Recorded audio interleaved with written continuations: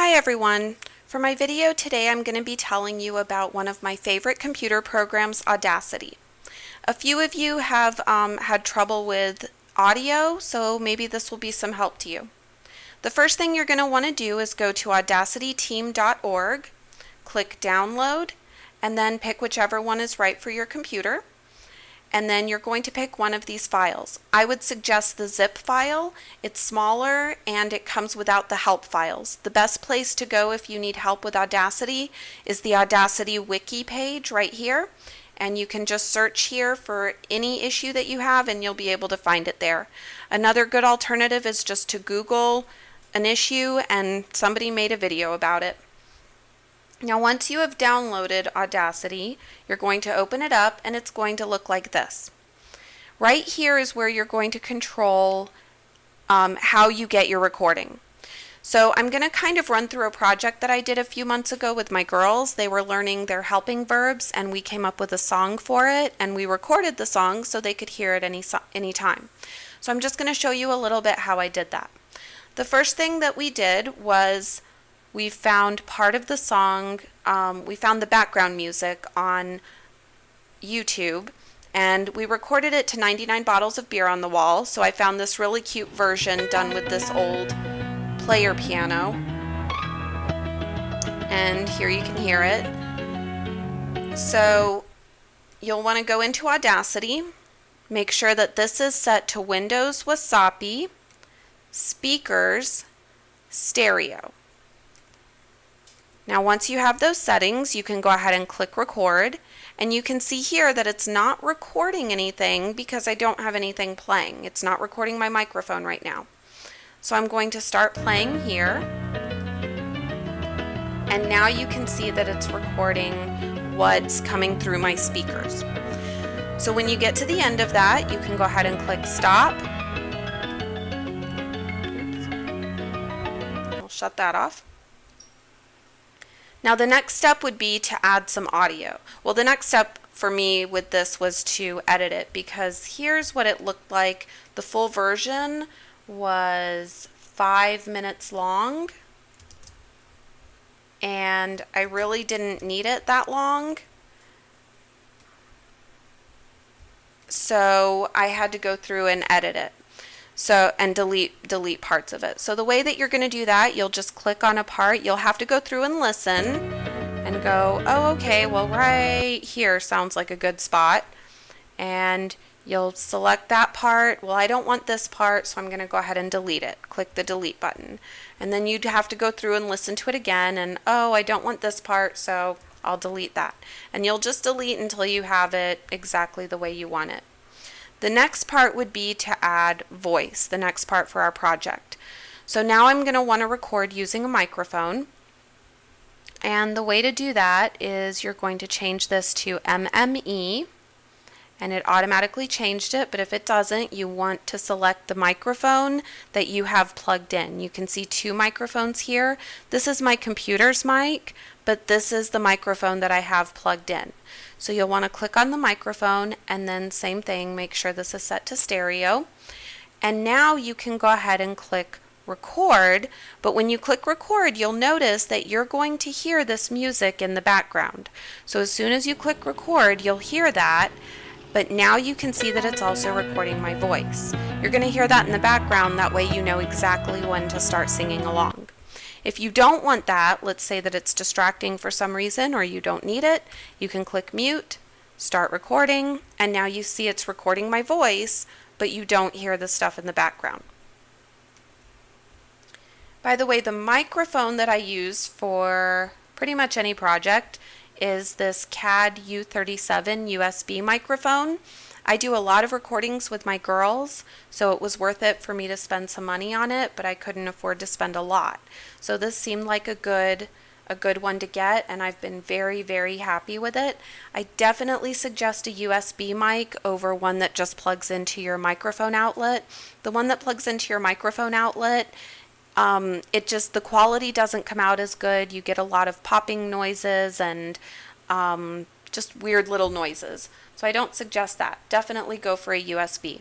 Also, I suggest a pop filter because this is going to take care of Like when you say the letter P, anything that starts with the letter P or D or anything like that, it's going to help block some of those out. So this one here is $5 and, oh, oops. So I got a nice mic and pop filter for about $50. Okay, so back to here. So once you have, here's what my project looks like. Here's what my project looked like after I got all done with it. I deleted everything I wanted to. Now it's down to 1 minute and 10 seconds. I added my audio, and you can see I have 2 audio tracks here. The reason for that is because the song is so fast, I felt like my words were running together, and so I recorded myself singing part of it, and then I would pause and take a break and let the song continue, and then I'd sing a little more, and then pause, sing a little more, pause, and then I went through and recorded the parts that I had paused. So I'll play it for you real quick, and you can kind of hear what I mean. A helping verb helps another verb assert action, being, or existence. Do, does, did, has, have, had, am, are, is, was, were, be, being, been, may, must, might, should, could, would, shall, will, can, helping verbs. Okay, so there you go. There's our helping verb song. Once I got done with that, you're going to want to come up here, save the project. Actually, I suggest saving the project right at the very beginning, and then I tend to hit Control S for save a lot while I'm doing it, because the last thing you want to do is have worked on it and something happens and all of a sudden you lose it. So I suggest starting by saving your project and hitting Control S a lot. After you've saved your project, though, it's going to save it as an Audacity file, which is only useful in Audacity. So then you're going to want to come down here, and I don't know why this keeps popping up. Okay, you'll want to come down here and click Export Audio. Now once you do that, you'll give it a file name, and normally this is set to WAV, and if you're okay with that, that's fine, but my preferred file type is MP3. The only problem with that is when you click save, the very first time it's actually going to bring up an error box, and it's going to tell you that you need a lame file, and it will have the download link right there to it. You'll just click the download button, and it's going to take you to this web page right here. You'll just click lame download, and make sure you go to the top of the page, pick the one that's right for you, and pick whichever one you want. It will download it, and then it will open it up. It will install it automatically, and then you can just go back in here to File, Export Audio, MP3, Save, and now you'll want to put in your artist name, track name, anything that you want to put in that's important to you, you can put in, and click OK. Okay, so that's pretty much how to do recordings. I'll just show you a couple of quick features with this. If you come up to Effects, now this can be a very simple program to use, but it also has a lot of very complex features on it that I know nothing about. But if you come up here to Effects, you can amplify, you can turn your whatever your recording was, you can make it louder, softer, you can change the pitch, speed, tempo, any of these are good. Fade in, fade out, and again, you can Google any of these if you're not sure exactly what they do, or you can search the Audacity wiki page. The one that I would definitely suggest is this noise reduction, and I'll show you how that works real quick. Before you start any recording, you should definitely record, I'd say, about 5 seconds of just silence, and it's going to record any background noises that you have.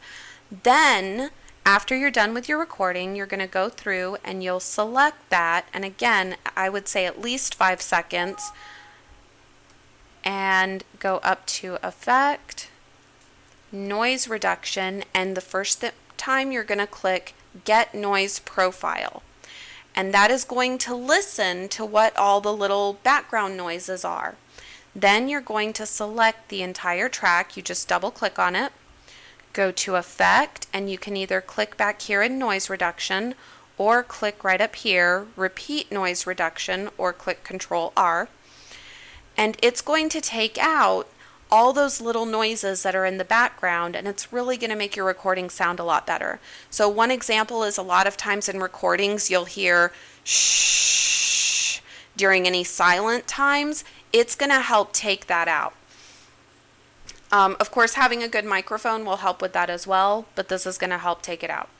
So there are a lot of other features up here, and just play around with them and you'll learn them. So those are the basics of how to use Audacity. I really hope that this helps some of you with some of the audio problems, and thank you for watching. Bye.